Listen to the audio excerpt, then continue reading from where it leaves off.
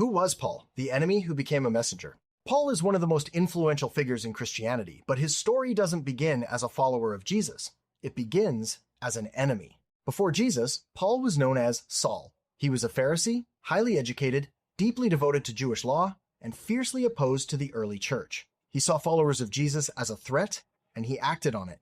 Saul persecuted Christians, arrested them, and even approved of their execution. But everything changed in a single moment. On the road to Damascus, Saul encountered Jesus.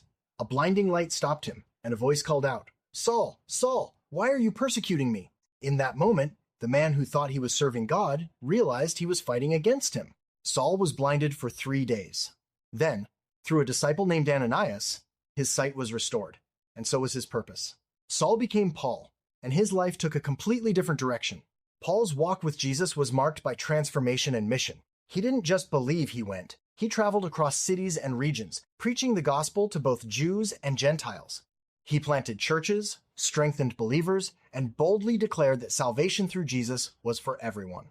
But Paul's journey was not easy. He was beaten, imprisoned, shipwrecked, and constantly opposed. Yet, he kept going. The same intensity he once used to persecute the church, he now used to build it. Paul didn't walk with Jesus during his earthly ministry, but he encountered the risen Christ, and that encounter changed everything.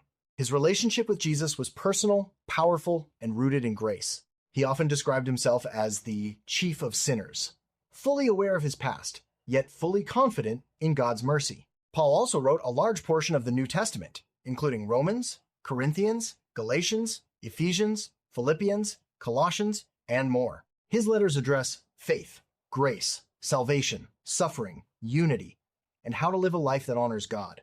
His writings are foundational because they explain the gospel clearly and practically. They take the message of Jesus and show how it transforms real lives. Tradition tells us that Paul was eventually martyred in Rome, likely beheaded under Emperor Nero. He gave his life for the very message he once tried to destroy. From persecutor to believer to missionary to martyr, Paul's life is a powerful reminder that no one is too far gone, because when Jesus changes you, everything changes.